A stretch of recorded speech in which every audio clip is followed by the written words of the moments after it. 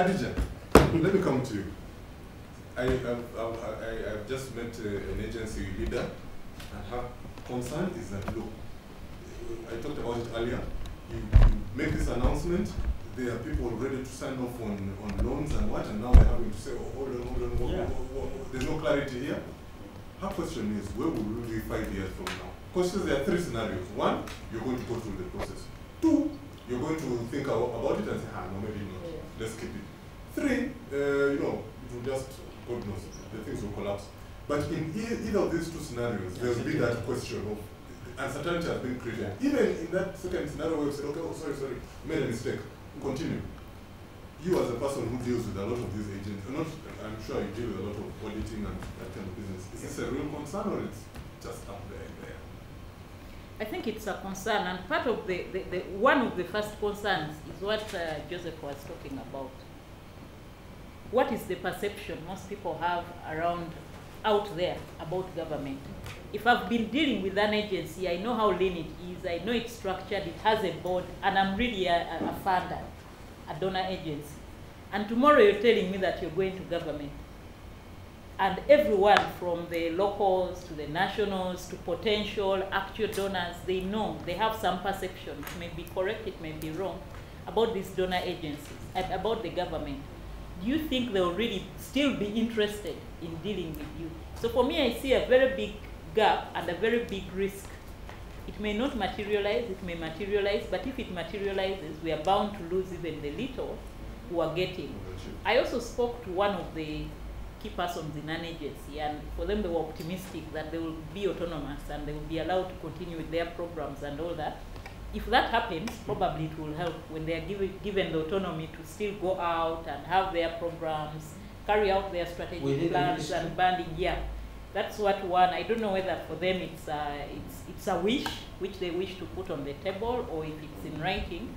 But their hope is that they will be under the ministry, but they will be autonomous. Now we are talking the real problem of Uganda. And they will be allowed to negotiate with their donors, continue to... The government of a country should be just doing deals, you know. Because the first thing they will receive, you're going into a ministry, even when you go out, there is an accounting officer who eventually has to sign. So you are part of the ministry. They are not realizing that there is no way out. But she's right. You're dealing with massive, which is deals as he said. I'm coming to this, please. That so-called negative sentiments was what is killing this country. That we feel good cause. We feel that it's not as if we are Uganda will function with the donor money, with the some semi-autonomous agency dealing with another semi-autonomous entity somewhere. They talked about the administration of the service. No, I'm coming. Let me tell you one thing. Look at those efficiencies there. Let me tell you. We are not the only government on earth. There are so many governments around this world. Governments work in a way that if a government does not have control, there is a full control and command of things, services will never come. You are going to have a lot of rent seekers, and they own things, you know, within their cocoons. For them, they will show you that things are working. Like someone will tell you of a certain agency, no, we are doing well. But when Ugandans, millions of them, because he has helped about 100,000 people, but this is an agency which is supposed to help 40 million people. He's dealing with only 100,000 and is reporting progress. So, to me, that is where the problem starts. That we feel today, an agency is concerned that now that the government has announced an earthquake, it is going to put its the partners in the deals at bay, that Uganda will get a problem. I don't buy it. But what is your thought around that same issue around development partners? Do you feel that we shouldn't have them, we should be self-sufficient? Development partners will always be there. No, development partners are not here to serve your interest. They are here to serve their interest. Unfortunately, and now you have to channel it in such a way, structure it in such a way that you benefit. As they serve their interest, they serve yours. Unfortunately, we're running out of time. So what I'm going to do is ask us to go around the table. Just maybe your major thought on the issue. Let me start with the ladies on this side. Sisi, what's your thought on this? Are you more pessimistic or more optimistic after this discussion? I think both, because our government is very good at starting things, then they drop them along the way, so we shouldn't be very surprised. And especially the fact that you really give 3 years along the way you're going to go into elections. The whole thing can actually become political. Yes. But probably if you want to merge, do these agencies have strategic plans? Because as a meeting, even some ministries actually don't have strategic plans. That's why I think Ramadan was saying that some of them actually are not performing. They're given a lot of money, but do they have strategic plans? So I think if you're thinking of doing these mergers, I think much more needs to be done to ensure that you're not only merging, but the ministries where you're taking these agencies back should actually also be able to perform. And the key actually should be service delivery. What's your thought? For me, my thought is that I think it's a good thing overall when you think about it. The principle, the whole principle is good. We need to have lean structures and all that. But I think we need to get back and reflect. Okay, it has happened, but if it is to be implemented in the 3 years, let's reflect and think deeper so that when we implement it or operationalize it, it's a bit more structured. Then also I wish that government would bring out all those reports which are so nice and give us awareness. Let us not speculate if there are good things in it. So we buy into it and all embrace it. Well, I think the idea of streamlining performance is brilliant. I think the method is absolutely wrong. Our public service should be ashamed of themselves because for the statements that they have put out, there's actually no value for that. Then this story that we're doing this and we're going to save 1 trillion shillings, for me is a total fallacy. I totally agree with the professor. It's a total fallacy. We should actually be more astute in our fiscal policy. We should be, why are we not looking to the DRC, for example? We have the richest country in the world in our vicinity, our immediate neighbor. If we invested $3 billion in energy production in conjunction with the DRC, all our energy problem in Uganda would be resolved overnight at 3 billion shillings. No more distant. Sorry, $3 billion. You see, $3 billion. Yeah? Okay. Look.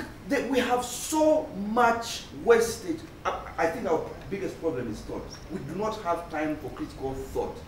We have. If we don't have time, or we just don't want to make the time. They keep us so busy. They keep us so blunt. They keep us occupied with small issues that we can't apply critical thought to actually to generate policy direction. Yes, to generate policy direction. So this is just another of those things that is calamitous. The principle is right. The methodology is just absolutely wrong. We should close the public service and ask them to reapply. That's why you can't close public service. Now, I think because it's public. There is a need for rationalization. It's a public disservice. That's right. Actually, the Minister of Public Disservice. Bottom line, we need to rationalize government, not agencies. We need to rationalize government because government has not been delivering services. Agencies are just part of the problem, but the problem is quite bigger. And to me, the net beneficiary of this process will be the average person of Uganda. The people of Uganda, they need services. They haven't been getting those services. There are, of course, a few of us who live around the city and go, and pay bills, who are not feeling what the average person, the typical Ugandan is feeling. And we could be having different opinions on some of these. The next person I feel is going to benefit from this is the private sector. Because agentsification had led to real resource crowd out. A very smart person in this town was going to an agency because they pay obscene wages. Now with the rationalization and the wages a bit coming back to normal, we are going to see private sector also attracting some of the people. And as well, I have a feeling that even this tendency where government has been taxing us as if it's on a mission tax the last shilling from our pockets. Which is supposed to do. No. The government But I think it's wrong. had come out this time very ruthless on tax. And I think it's because government had grown so big, so amorphous, and No, they need the money. expenditure is quite out of the window. So with the rationalization and perhaps some realization of some money which they shouldn't spend, we might see the tax rates not as terrible as they are Go turning up out. at a lower rate. At a lower They rate. can only go up. Okay. And also maybe some of these ridiculous taxes might not be put forward. So to me, bottom line is I support rationalization. Dr. Muhumuza, what is your thought? You're the last man. I'll pick their words. The reason why the common person will not benefit that much is exactly what we needed was restructuring the government. The whole government. Yes. Now we are only rationalizing a component of government. So the ultimate efficiencies and benefits are going to be eaten up by the other inefficiencies. So the net effect can be zero or even negative. That's one. Two, between me and you will come back here 1 year or 2 years later, and the 3 years I want to believe that's the outer year, because I want to see the Minister of Finance saying, your agency is due for decommissioning, so your budget for 2019-20, please don't budget. We have sent it to Ministry X. All that is going to happen in that agency is winding up and switching off the lights, and that kind should start tomorrow. And as we are engaging the budget for next year, I want to see those coming. But I also want to promise and those who think they are going to receive these budgets. As I've said, some of these budgets were not there. We were borrowing to give money to these entities. Now that these entities are not there, we're not going to do that borrowing, which might be a positive in the economy, that government will go to borrow less in the banking sector. But that should not now be a signal to the ministry that because this agency is closed, their budget of 20 billion is coming to me.